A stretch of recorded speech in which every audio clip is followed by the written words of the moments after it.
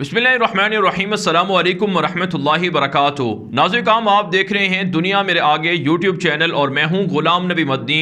आज 13 फरवरी 2021 है और आज दिन है हफ्ते का। नाज़रीन, इस वीडियो के अंदर चीन और भारत के दरमियान जो सेटलमेंट हुई है, भारतीय मीडिया मोदी हुकूमत के मुताबिक चाइना ने अपने जंगी जहाज़ भारतीय इलाकों से निकाल लिए हैं, टैंक निकाल लिए हैं। इस पर नाज़रीन पहली मर्तबा भारत के अंदर बगावत की आवाज़ें बुलंद हो रही हैं। राहुल गांधी जो भारत के अंदर सबसे बड़ी अपोजिशन जमात कांग्रेस के सरबराह हैं, जिम्मेदार हैं, उनकी जानिब से फ़ौज को बगावत का हुक्म दिया गया है कि फ़ौज बाकायदा मुदाखलत करे और मोदी हुकूमत का खात्मा करे, क्योंकि मोदी हुकूमत बुज़दिल डरपोक है। तो क्या आने वाले दिनों में भारतीय फ़ौज मोदी हुकूमत का तख्ता उलट सकती है? क्या भारत के अंदर फ़ौज के पास इतनी सलाहियत है कि वो मौजूदा बीजेपी हुकूमत को हटाकर इक़्तिदार पर कब्ज़ा कर ले? क्या भारत के अंदर मार्शल लॉ लग सकता है? ये इस वीडियो के पहले हिस्से में आपको बताएंगे और आगे चलेंगे तो आपको बताएंगे कि भारत के अंदर किसानों की तहरीक उरूज पर है। अब कनाडा की जानिब से जहां पर सबसे ज़्यादा सिख बसते हैं, वहां के वज़ीर आज़म जस्टिन ट्रूडो ने मोदी को धमकी दी है। तो आने वाले दिनों में किसान भारत के अंदर क्या धमाका करने जा रहे हैं और मोदी हुकूमत किन मुश्किलात का सामना कर सकती है, ये वीडियो के दूसरे हिस्से में आपको बताएंगे। और फिर वीडियो के तीसरे हिस्से में जाकर आपको बताएंगे कि मकबूजा कश्मीर के अंदर मुजाहिदीन की गुज़श्ता रोज़ जो बड़ी कार्रवाई सामने आई है, उसके बाद इल्ज़ाम पाकिस्तान के लश्कर तैयबा पर लगा दिया गया, पाकिस्तान के हाफिज़ सईद पर लगा दिया गया। और आज की बड़ी खबर यह है कि सांबा के अंदर जो कई कश्मीरी नौजवान हैं उन्हें गिरफ्तार भी कर लिया गया है और पाकिस्तान पर इल्ज़ाम है कि पाकिस्तान से स्मगलिंग हो रही है असलहे की और मनशियात की। भारत ये दावा कर रहा है। कश्मीर की ताज़ा सूरत हाल आज किस तरफ जा रही है, ये आपको वीडियो के तीसरे हिस्से में बताएंगे। लेकिन आगे बढ़ने से पहले आपसे एक तो गुजारिश है कि अगर आपने अभी तक हमारे चैनल दुनिया मेरे आगे को सब्सक्राइब नहीं किया, खुद भी सब्सक्राइब कर लें, दोस्तों के साथ शेयर भी कर लें और हमारे नए फेसबुक पेज गुलाम नबी मदनी को भी ज़रूर फॉलो और लाइक कर लें। जी हाँ नाज़रीन, बात कर लेते हैं सबसे पहले चीन और भारत के ताल्लुकात की और भारतीय फ़ौज की मुदाखलत की। आप जानते हैं नाज़रीन, गुज़श्ता 10 से 11 महीने हो चुके हैं चाइना भारतीय इलाकों पर कब्जा करता रहा और भारत से मुताद्दिद इलाके लद्दाख में चाइना ने छीने। पूरी दुनिया इस बात को तस्लीम करती है और ख़ुद भारत का भी क्लेम यही है कि चाइना हमारे इलाकों पर कब्जा करता रहा है। लेकिन पिछले 3-4 दिन से खबरें पूरी दुनिया में भारतीय मीडिया ने फैला दी कि अब चीन के साथ मामलात हल हो गए हैं, सेटलमेंट हो गई है। चाइना अपने जंगी जहाज़ों को और बड़े हथियारों को पैंगोंग झील और दीगर इलाकों से निकाल रहा है। यही नहीं नाज़रीन, बल्कि आज भारतीय मीडिया ने खबर चलाई है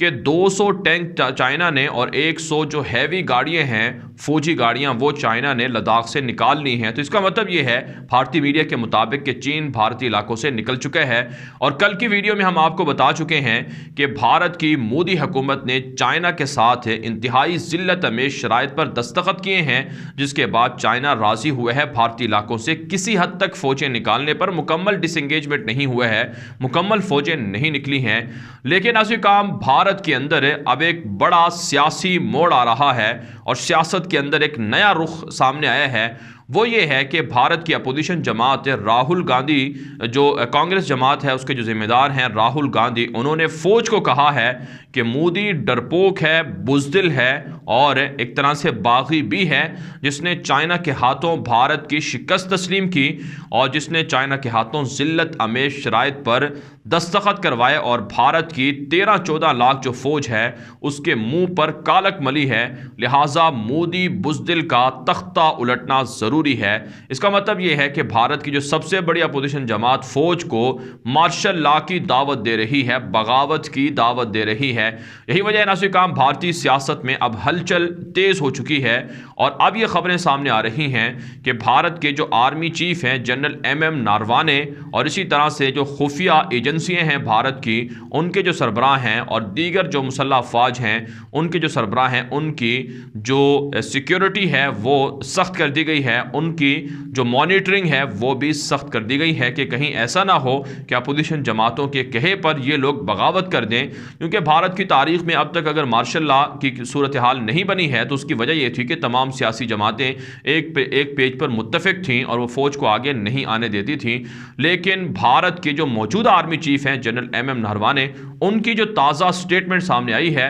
जो उनका ताज़ा बयान सामने आया है, उससे भी यही लग रहा है कि भारतीय फौज मोदी के इस फैसले पर राजी नहीं है जो राजनाथ सिंह ने भारत के साथ शराइत तय की हैं, जिसमें भारत की सुबकी हुई है, जिल्लत में शिकस्त हुई है, उस पर भारतीय फौज भी राजी नहीं है। और भारतीय फौज के अंदर भी बगावत है। भारतीय फौज के हौसले और उनके मोराल इंतहाई पस्त हो चुके हैं कि पिछले 10 महीनों से हमें इंतहाई सख्त से सख्त इलाकों में पहुंचाया गया और इंतहाई सख्त सर्दी के अंदर हम खड़े रहे, ठिठुरते रहे, हमारे पास लिबास नहीं थे और इसी तरह से चाइना ने हमारे 70 फौजी भी मार दिए। इस सब के बावजूद चाइना की हमने बात मान ली है और ख़तरनाक जो जंगी हथियार हैं वो बेकार साबित हुए और इसी तरह से जो जदीद तरीन तामीरात थीं, पुल थे, वो सब रोक दिए गए। तो ये सारी चीज़ें हैं जिससे भारतीय फोर्सेस के अंदर भी बगावत है, तैश है और भारतीय फ़ौज भी मोदी हुकूमत के इन अहकामात को मानने से इनकारी है। अब नासिकाम भारत के अंदर रहने वाले जो वहाँ के तज्ज़ियाकार हैं वो भी इस बात को तस्लीम कर रहे हैं कि भारतीय अवाम भी नाखुश है मोदी के फैसले से, क्योंकि मोदी चाइना के हाथों भारत को फ़रोख्त कर चुका है, क्योंकि मोदी चाइना के हाथों भारत की जिल्लत में शिकस्त को तस्लीम कर चुका है। लिहाजा अवाम का भी मुतालबा यही है कि मोदी को हटाया जाए, फ़ौज का भी मुतालबा यही है कि मोदी को हटाया जाए और इसी तरह से जो अपोजिशन जमातें हैं उनका भी मुतालबा यही है कि मोदी को हटाया जाए। तो इन सारी चीज़ों को सामने रखते हुए हम इस नतीजे पर पहुंचते हैं कि यकीनन भारत के अंदर बगावत का अलाव पक रहा है और फौज बगावत कर सकती है, फौज मार्शल लॉ लगा सकती है और भारत के अंदर जो खुद को जमहूरियत का चैंपियन कहता है वो एक तरह से टूट सकता है, एक तरह से बेकार हो सकता है। नाज़रीन, ये बात तो रोज़े रोशन की तरह वाज़े है कि मोदी बुज़दिल है, मोदी डरपोक है और मोदी एक तरह से चाइना के हाथों बिक चुका है और पाकिस्तान की वजह से भी भारत को शिकस्त हुई है, क्योंकि चीन और पाकिस्तान के दरमियान अच्छे राबते हैं, अच्छी कुर्बतें हैं। तो बहरहाल काम अब ये एक नया रुख भारत के अंदर सामने आ रहा है और भारत के अंदर बड़ी तब्दीलियां हो सकती हैं और यकीनन इससे पाकिस्तान को फ़ायदा होगा और इससे जो भारत के अंदर बसने वाले जो अक़लियतें हैं, जो एहतजाजी तहरीक जारी रखे हुए हैं, उनको भी फ़ायदा होगा। और ये भी ख़तरा मौजूद है कि जिस तरह से म्यांमार के अंदर फ़ौज ने इक़्तिदार पर कब्ज़ा किया, बर्मा के अंदर बिल्कुल इसी तरह से रातों रात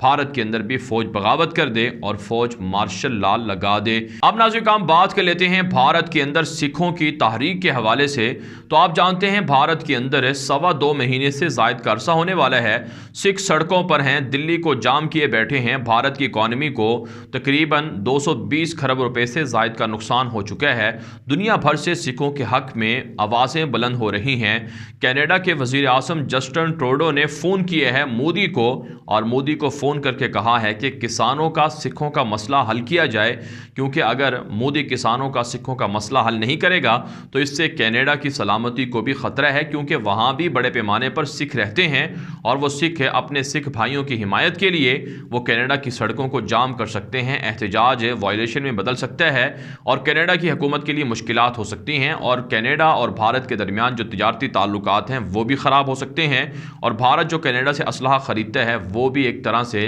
जो असलहे की डील्स हैं या एग्रीमेंट्स हैं वो भी ख़राब हो सकते हैं। नाज़रीन, मोदी दहशतगर्द पर ना सिर्फ कनाडा बल्कि जो बाइडन हुकूमत भी प्रेशर बढ़ा चुकी है और दीगर मुल्कों से भी प्रेशर बढ़ रहे हैं और भारत की जितनी एम्बेसीज हैं या सफारत खाने हैं बैरून ममालिक के अंदर, वहाँ पर सिखों के खालिस्तान के झंडे और मुजाहरे मुसलसल रिकॉर्ड हो रहे हैं, देखने में आ रहे हैं। तो इससे आप अंदाज़ा लगा सकते हैं कि भारत की अंदरूनी सूरत हाल भी किसी हद तक बेहतर नहीं है, बल्कि बहुत हद तक बेहतर नहीं है और सिख अब आने वाले दिनों में अपने नए लाहे अमल को, नए प्लान को तरतीब भी दे रहे हैं और सिखों का ये मानना है कि जब तक मोदी हुकूमत का खात्मा नहीं होगा तब तक उनके खिलाफ बनाए गए कवानीन वापस नहीं लिए जा सकते हैं। इसके अलावा नाज़रीन काम भारत से एक और ख़बर ये भी सामने आ रही है कि भारत के अंदर शाहीन बाग में जो मुसलमानों ने एहतजाजी मुजाहरे किए थे उसके बाद मुतअद्दिद मुसलमानों को गिरफ़्तार किया गया था। आज भारत की सुप्रीम कोर्ट के अंदर उन मुसलमानों के ख़िलाफ़ फ़ैसला हुआ है और मुसलमानों की गिरफ़्तारियाँ या मुसलमानों की जेलों में बरकरार रखने पर इत्तिफ़ाक़ अदालत ने किया है, जिससे वाज़ेह होता है कि भारत के अंदर मोदी दहशतगर्द अदालतों पर भी काबिज़ है और अदालतों के ज़रिए से भी ऐसे फ़ैसले ले रही हैं जिससे वहाँ के लोगों को तकलीफ़ और मसाइल का सामना करना पड़ रहा है। अब नाज़रीन हम बात कर लेते हैं मकबूजा कश्मीर की ताज़ा तरीन सूरत हाल की। तो आप जानते हैं कल बिडगाम के अंदर भारतीय चेक पोस्ट को, फौजी अड्डे को मुजाहिदीन ने उड़ा दिया था और आज भारत की जो मोदी दहशतगर्द फोर्सेज हैं उन्होंने दावा किया है कि सांबा का इलाका है जहां से एक ज़हूर अहमद नामी शख्स को गिरफ्तार किया गया है जो लश्कर तैयबा का बड़ा कमांडर था और ये बीजेपी के जो कारकुन थे या रहनुमा थे मकबूजा कश्मीर के अंदर इलेक्शन लड़ने वाले, उन 3 बीजेपी रहनुमाओं के कत्ल में भी मुलव्विस है और इसका बराह रास्त ताल्लुक पाकिस्तान से था, पाकिस्तान की लश्कर तैयबा से था या पाकिस्तान के हाफिज सईद की जमात से था और यूँ पाकिस्तान बराह रास्त मकबूजा कश्मीर के अंदर बीजेपी के कत्ल में मुलव्विस है, लिहाजा पाकिस्तान के खिलाफ कार्रवाई करनी चाहिए। ये आज का ताज़ा बयान मकबूजा कश्मीर की पुलिस की जानिब से और फौज की जानिब से सामने आया है। इससे आप अंदाज़ा लगा सकते हैं कि भारत पाकिस्तान के खिलाफ ताहाल हमले करने की प्लानिंग कर रहा है, तैयारियां कर रहा है और साथ साथ नाज़रीन काम भारत की जानिब से, मीडिया की जानिब से आज इल्ज़ाम ये भी सामने आया है कि पाकिस्तान से मकबूजा कश्मीर में मनशियात स्मगलिंग हो रही है और इसी तरह से आर्म्स को, असलहे को भी स्मगल किया जा रहा है। दरअसल भारत मकबूजा कश्मीर के अंदर अपनी रुसवाई और अपनी बर्बादी को छुपाने के लिए इल्ज़ाम पाकिस्तान पर धर रहा है। हकीकत में ऐसा कुछ भी नहीं है। पाकिस्तान मकबूजा कश्मीर की सफारती हिमायत कर रहा है, अखलाकी हिमायत कर रहा है और माली ताउन भी किसी हद तक पाकिस्तान कर रहा है, लेकिन इसका मतलब ये नहीं कि कश्मीर के अंदर जो लड़ने वाले मुजाहिदीन हैं, फ्रीडम फाइटर्स हैं, अगर वो अपनी जंग खुद लड़ते हैं और भारतीय फ़ौज पर हमला करते हैं तो इल्ज़ाम पाकिस्तान पर लगा दिया जाए। और वैसे पाकिस्तान अगर कश्मीरी मुजाहिदीन का साथ देता है तो ये कोई बुरी बात नहीं है, क्योंकि जालिम दरिंदा दहशतगर्द मोदी हुकूमत जब इसराइल से मदद ले सकती है और इसराइल तर्ज के प्लान शुरू करके कश्मीरियों के घरों को गिरा सकती है और उनके घरों पर कब्जा कर सकती है और वहाँ पर लाखों हिंदुओं को लाकर बसा सकती है, कश्मीर की जोग्राफियाई हैसियत को, शनाख्त को तब्दील कर सकती है डोमिसाइल जारी करके, तो फिर पाकिस्तान को भी हक पहुँचता है कि वह अपने मजलूम मुसलमान भाइयों की मदद करे, अपने जो कश्मीरी मुजाहिदीन हैं उनकी मदद करे। बहरहाल नाज़रीन काम कश्मीरियों को ये बात अच्छी तरह से समझना होगी कि जब तक वो जिहाद को जारी रखेंगे तब तक वो मोदी दहशतगर्द के ज़ालिमाना इक़दामात को कामयाब नहीं होने देंगे और जैसे ही जिहाद के जो अजीम एक अल्लाह की तरफ से हुक्म है उसको छोड़ेंगे तो मोदी दहशतगर्द यकीनन कामयाब होगा। लिहाजा कश्मीरी फ्रीडम फाइटर्स की, मुजाहिदीन की मदद जारी रखना होगी और कश्मीरियों को आज़ादी की तहरीक जारी रखना होगी। पालन इस वीडियो के हवाले से आपकी क्या राय है, अपनी राय कमेंट के जरिए से ज़रूर हम तक पहुँचाएँ। मज़ीद खबरों के लिए आप हमारे ट्विटर अकाउंट दुनिया मेरे आगे, गुलाम नबी मदनी और इसी तरह से हमारे नए फेसबुक पेज को भी फॉलो कर सकते हैं। आज के लिए इतना ही, इजाज़त दीजिए। अल्लाह हाफिज़।